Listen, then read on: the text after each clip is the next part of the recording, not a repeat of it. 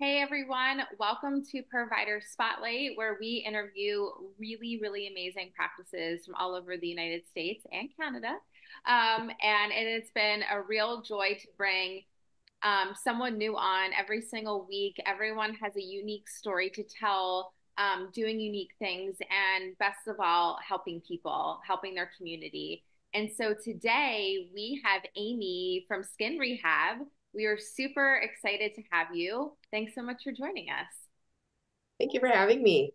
Yeah, we're super excited and we're kind of going to dive in here because I'm really curious to hear, your story and what kind of inspired you. So I think we'll start with that. Tell us. Give us Yeah. it. So, I guess I've always had a bit of an entrepreneurial aspiration, if you will. And it was in my mind and on my heart that someday I would own my own business. I didn't really know what that would look like, but so as a dermatology nurse practitioner, I had some really great mentors in my life and was able to eventually swing it as just doing my own thing. We have my husband and I have 5 children, and so autonomy and being able to, have my own schedule was a big deal to me. And I just have always been kind of one of those go-getter leaders that enjoy that side. So I think I felt like I could do it with the right people behind me. And that's what we've been able to accomplish with Skin Rehab, which has been great. That is awesome. I love how you took your passion and then the life that you wanted to build for yourself and mashed it all together. So this is awesome. How would you say, the way you work with clients and your skincare approach is different? What's kind of like your key to getting like great results and, working with your patients? Yeah, so I think our key here is a little more of that medical background base. The medical dermatology is very close to my heart, and that is something that is growing for me a lot. That's a big part of my practice now is seeing patients for dermatology issues. So I think for us, I have a fantastic esthetician and an RN that works with me, and she does laser for me now. And we just really cross promote to one another in a sense of knowing when it's time for they know when the patient needs to see me, or vice versa. If I want them to go in for a good cleanup facial, if we've gotten their acne under really good control and it would be a good time to do microneedling or a good time to do a medical grade facial, that is where I think we really stand apart. That deeper medical knowledge that I pride myself on. I've done dermatology now for 15 years, so I feel like that is something that I can provide some expertise on. And obviously we always keep the patient first and foremost and what is going to be best for them. So No, that's super important. I love how that you blend the two, either starting out with you or starting out in a different way and saying, "Hey, let's join forces." I think they need to see you or see me and, make it work best for that patient and what's really best for them. So, I love that patient comes first. In terms of, a lot of people might think different things about dermatology. Maybe they don't understand all of what's involved, maybe on the medical side, on cosmetic side. What kind of misconceptions do you find yourself like constantly debunking for people? yeah, the dermatology world is that's medicine, right? So we are looking at things that I do see a lot of skin cancers. I do see a lot of the more serious things that are medical. I think the part that can be hard and is sometimes is true is combining that aesthetic and dermatology side. And so for me, I don't get caught up in a lot of the fad things that are out there. There are so many options that people can do to, better themselves and make themselves look different. And I guess I'm just a believer that if you take care of what you have and you do the right things day in and day out, it can just be little things. They can make a bigger difference. So we don't jump on the bandwagons of offering every service under the sun. We aim to do what we do well, and again keep the patient first. And if we do that, then I feel like we win because they can sense that, right? Whether you're just trying to sell them things, whether it's in the dermatology or the aesthetic world, or if you're just trying to help them for what they're there for that day. And if there is something more I'd recommend for them, I will definitely tell them and give them all of their options.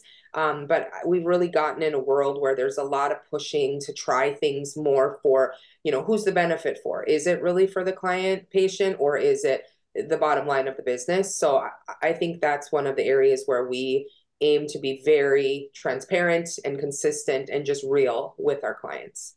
That's really refreshing to hear because anyone who's on social media, you're getting bombarded by that kind of stuff. And that must be kind of frustrating to kind of, sit there and, patient wants this, so they want everything to look like this. And I think skincare is like an Amazon delivery where it's going to be like magical in 2 days, it's a journey. And I think I really like your approach to, we're going to do what's best. We're not going to, do whatever the next best thing on TikTok is, because that may not be what's best for you. So I really love that approach and kind of giving that pushback to what a lot of, I think, women especially fall into is just, we're seeing things and you want to gravitate towards it, but it may not be the best fit. Yeah, I think the trust factor is a huge piece. And living in a small community, I'm grateful for that, that we have so many people that just they trust that they know we will do what's right for them. I from a dermatology perspective, I just cringe when I walk into Target and I see these aisles of Panoxyl, which is a super high strength benzoyl peroxide wash. And it's all the TikTok rage. I have a teenage daughter, she's 17, and she'll tell me kind of what's out there. And it's like, you're stripping your skin barrier. I use that product for patients with acne on their chest and back, and that's it. And they're promoting this as a facial wash, so when people don't quite understand why their skin is, either breaking out, dry, red, irritated, angry, well, it can just be even from what you're I'm not saying they're not trying to help themselves, but it's just an education piece that it does matter what you use. So, kind of getting to the basics and the root of the problem, I was taught by an amazing dermatologist that he pretty much gave me my platform and my base Mm-hmm. when it comes to, and he was a family practice provider, Dr. Muse. He's why I'm here and why I have my own practice. So I give all the credit to him. But he just taught me, look for what is the ultimate source of this. From working in family practice, he knew that if we can get to the bottom of why this started, that's how we're ultimately going to be able to help the patient versus just, trying thing after thing and masking it. Yeah. So I think that part plays a big role. 100%. And do you find that you're using like time after time certain unique modalities or other ways to help patients? Like, what do you see coming in the office the most that you feel like you're treating the most, and how you kind of go about that? Yeah, so I think I would revert back to what I said as far as how we cross reference with, uniquely here. If someone comes in for dermatology and we're talking, and I treat a lot of patients medically still. I use Accutane a ton for acne, but if there's someone who's not quite comfortable with that route, we have a laser that can treat acne, and so that's a really nice option and solution for them. We provide, we have probiotics here that are shelf stable. They don't have to be in the fridge. So if I do need to put someone on an antibiotic or something, I'm a little worried about their gut health, I am comfortable to stick them on that with this in mind. So, from the unique, I feel like we've worked really hard to be kind of comprehensive in the fact that if someone needs something, I aim to have it, or I have we have a lot of wonderful supportive, we have great pharmacies in this community, places where I know they can get them. And then I'm a very passionate business person for my community, that if I'm not going to benefit from it, well, I want someone locally too as well. So kind of keeping all that local feel and helping other businesses succeed as well. That's amazing. I love the community aspect. Like when you can all thrive together, you're helping everyone and they're helping everyone. And as a community, you get to do better. And so I love that this is not just, you know, this level doesn't go just towards your patients, but it goes to the betterment of what you're doing for your community. And I love that it's so tight knit and you guys are just there for one another, passing things back and forth and really trying to make things better. Um, Talking about making things better and maybe a wish list on what you might say to a couple of clients or what you're constantly thinking or what you might say a lot. What are some few easy tips to kind of take care of our skin? What can we do to take better care of like the largest organ on our body. So Right. what would you say to that?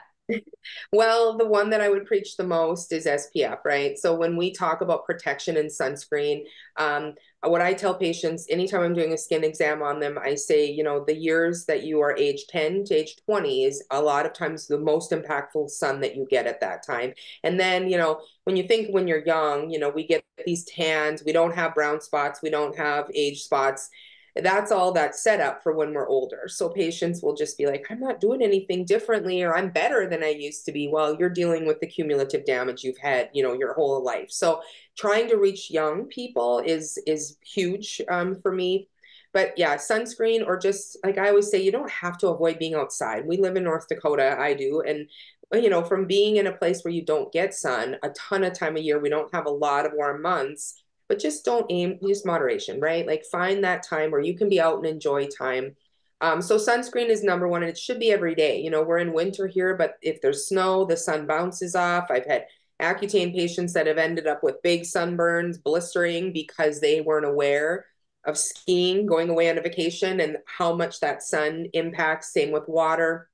So I would definitely say, when we talk about a good medical grade facial wash, we carry Elta MD products here, American Academy Dermatology recommended, as well as medical grade revision anti-aging skincare here.